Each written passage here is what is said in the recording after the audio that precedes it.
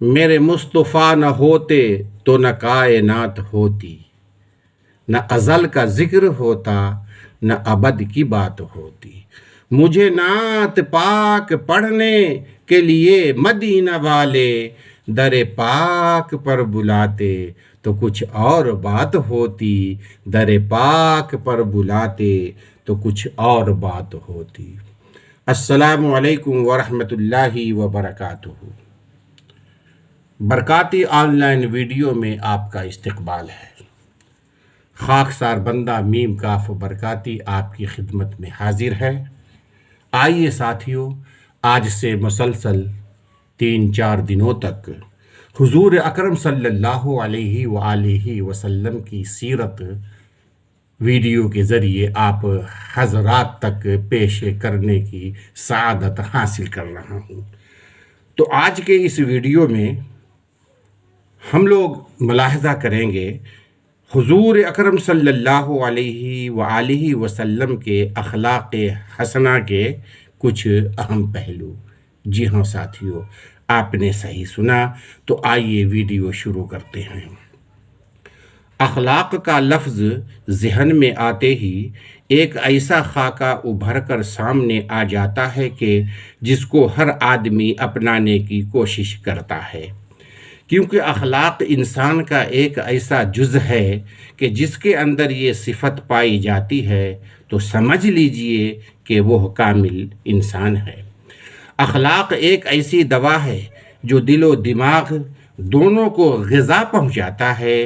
رسول پاک صلی اللہ علیہ وآلہ وسلم نے علم اور عبادت کی زینت اخلاق کو قرار دیا ہے۔ قیامت کے دن مومن کے میزان عمل میں کوئی چیز حسن اخلاق سے زیادہ باوزن نہیں ہوگی۔ اسی طرح مومن اپنے حسن اخلاق ہی کی وجہ سے ہمیشہ روزہ رکھنے اور تہجد گزار کا مرتبہ حاصل کر لیتا ہے۔ مسلم شریف کی روایت ہے کہ نیکی حسن اخلاق کا نام ہے اور برائی وہ ہے جو تیرے دل میں کھٹکے اور تمہیں ناپسند ہو کے لوگ اسے جانیں۔ جی ہاں ساتھیوں، آپ نے صحیح سنا۔ ترمذی شریف میں ایک جگہ نبی کریم صلی اللہ علیہ وآلہ وسلم ارشاد فرماتے ہیں کہ تم میں سب سے بہتر وہ ہے جو اخلاق کے اعتبار سے سب سے اچھا ہو۔ چنانچہ عظمت اخلاق آخری نبی کریم صلی اللہ علیہ وآلہ وسلم کا امتیاز ہے۔ ساتھیوں، سارے انبیاء کرام علیہ الصلاۃ والتسلیم اخلاق کی تعلیم دینے کے لیے دنیا میں آئے، مگر آپ صلی اللہ علیہ وسلم اس ہدایت کے آخری رسول ہیں، یا یوں سمجھیے کہ قرآنی نظریہ اخلاق ہے اور رسول صلی اللہ علیہ وآلہ وسلم نمونۂ اخلاق ہیں۔ سبحان اللہ۔ جب نظریہ عمل میں ڈھلتا ہے تو کمی بیشی عموماً ہو جاتی ہے، مگر اخلاق کا نظریہ جتنا معقول اور مستحکم ہے اتنا ہی مستحکم اخلاق کا نمونہ بھی ہے۔ اسی لیے دنیا کے بیشتر مفکرین و معلمین کی نظر میں اخلاق کا درس خوشنما نظر آتا ہے، مگر جب ان کے قریب جائیے تو فکر و عمل کا تضاد اور گفتار و کردار کا اختلاف سامنے آتا ہے۔ لیکن رسول پاک صلی اللہ علیہ وسلم کا معاملہ یہ ہے کہ ان کی گفتار جتنی پاکیزہ ہے، کردار اتنا ہی پاکیزہ نظر آتا ہے۔ ساتھیوں، تعلیم جتنی روشن نظر آتی ہے، سیرت اتنا ہی ثقل دکھائی دیتی ہے۔ ساتھیوں، کہیں پر کوئی جھول یا کسی قسم کا کھوٹ نہیں، اور اس میں کوئی شک نہیں کہ آپ واقعی اس اعزاز کے مستحق تھے، کیونکہ وہ کون سا خلق حسن ہے جو آپ کی ذات گرامی میں نہیں تھا؟ حیا، جس کو تمام اخلاق میں سب سے افضل اور عظیم ترین خلق قرار دیا گیا ہے۔ آپ صلی اللہ علیہ وآلہ وسلم کی عملی زندگی میں اس کے دخل کا یہ حال تھا کہ سیدہ عائشہ صدیقہ رضی اللہ عنہا فرماتی ہیں کہ آپ صلی اللہ علیہ وآلہ وسلم ایک باکرہ اور بے نکاح لڑکی اپنے پردے میں جس قدر حیا کرتی ہے، اس سے کہیں زیادہ رسول اکرم صلی اللہ علیہ وآلہ وسلم حیادار تھے۔ سبحان اللہ، سبحان اللہ۔ غصہ کو دبانا اور ضبط کرنا بڑی اعلیٰ صفت ہے جو برسوں کی ریاضت کے بعد کسی کو حاصل ہوتی ہے۔ اس کے فضائل بیان کر دینا تو آسان ہے، مگر اس پر عمل کرنا بڑا مشکل ہے۔ لیکن آپ صلی اللہ علیہ وآلہ وسلم کے اندر یہ اعلیٰ صفت کوٹ کوٹ کر بھری ہوئی تھی۔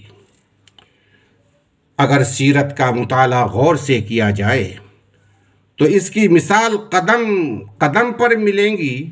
آپ صلی اللہ علیہ وآلہ وسلم کی صاحبزادی حضرت زینب رضی اللہ عنہا جب مکہ سے ہجرت کر کے اونٹ پر سوار ہو کر کے مدینہ منورہ کی جانب روانہ ہو رہی تھی تو راستہ میں حبار بن اسود نامی ایک شخص نے انہیں اتنی تیزی سے نیزہ مارا کہ وہ اونٹ سے گر پڑی، حمل ساقط ہو گیا۔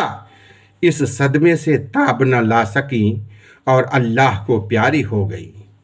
رسول اللہ صلی اللہ علیہ وسلم کو جب اس حادثہ کی خبر ہوئی تو آپ بہت غصے ناک ہوئے اور آپ کو اس بات سے بہت صدمہ ہوا۔ جب بھی اس حادثہ کی یاد تازہ ہو جاتی تو آپ دیدہ ہو جاتے، لیکن جب حبار بن اسود اسلام لے آئے اور معافی کی درخواست کی تو آپ صلی اللہ علیہ وآلہ وسلم نے انہیں معاف کر دیا۔ سبحان اللہ۔ اسی طرح وحشی بن حرب، جن کی ذات سے اسلامی تاریخ کے تلخ ترین حادثہ کی یاد وابستہ ہے، کہ جنہوں نے رسول اکرم صلی اللہ علیہ وآلہ وسلم کے محبوب و مشفق چچا کو قتل کیا تھا، لیکن جب انہوں نے اسلام لا کر خدمت اقدس میں حاضر ہوئے تو آپ صلی اللہ علیہ وسلم نے ان کا اسلام تسلیم فرما لیا۔ پھر آپ صلی اللہ علیہ وآلہ وسلم نے ان سے حضرت حمزہ رضی اللہ تعالی عنہ کے قتل کی کیفیت دریافت فرمائی۔ جب انہوں نے واقعہ بیان کیا تو آپ صلی اللہ علیہ وآلہ وسلم پر گریہ طاری ہو گیا اور فرمایا، وحشی تمہارا قصور معاف ہے، لیکن تم میرے سامنے نہ آیا کرو، تمہیں دیکھ کر پیارے شہید چچا کی یاد تازہ ہو جاتی ہے۔ عزیزان گرامی، وفا انسانی اور ایمانی صفت ہے۔ جس کے اندر وفا نہ ہو وہ یقیناً انسانیت اور ایمان کے کمال سے محروم ہے۔ قرآن میں بدعہدی کو یہود جیسی مردود و قوم کی صفت بتایا گیا ہے اور ایفائے عہد کو مومنوں، متقیوں اور اللہ کے نبیوں کی صفت قرار دیا گیا ہے۔ آپ صلی اللہ علیہ وآلہ وسلم کے اخلاق حسنہ میں ایک اخلاق یہ بھی ہے کہ آپ ہمیشہ وفائی کرتے تھے، بے وفائی اور عہد شکنی نہیں کرتے تھے۔ حضرت ابو رافع رضی اللہ عنہ بیان فرماتے ہیں کہ مجھے قریش نے رسول اکرم صلی اللہ علیہ وآلہ وسلم کی خدمت میں کسی کام سے بھیجا۔ یہ اس وقت کی بات ہے جب میں اسلام سے محروم تھا۔ جب میں نے آپ کی زیارت کی تو فوراً میرے دل میں اسلام کی محبت بیٹھ گئی، چنانچہ میں نے عرض کیا کہ یا رسول اللہ، خدا کی قسم اب میں یہاں سے واپس نہیں جاؤں گا۔ مگر آپ صلی اللہ علیہ وسلم نے فرمایا، نہ تو میں وعدہ خلافی کرتا ہوں اور نہ عہد شکنی کرتا ہوں اور نہ ہی غلاموں کو روکتا ہوں، فی الوقت تم واپس چلے جاؤ۔ البتہ اگر تمہارے دل میں یہی جذبہ، یہی ارمان، یہی تمنا، یہی خواہش رہی تو پھر واپس چلے جانا۔ چنانچہ میں اس وقت تو چلا گیا، لیکن بعد میں خدمت اقدس میں حاضر ہو کر اسلام قبول کر لیا۔ تو سنا میرے عزیز ساتھیوں، یہ پہلی قسط تھی، آج جمعہ ہے، انشاءاللہ تعالی 3 دنوں تک کے آپ حضرات کی خدمت میں حضور صلی اللہ علیہ وسلم کے اخلاق حسنہ کے پہلوؤں کو ویڈیو کے ذریعے پیش کرتا رہوں گا۔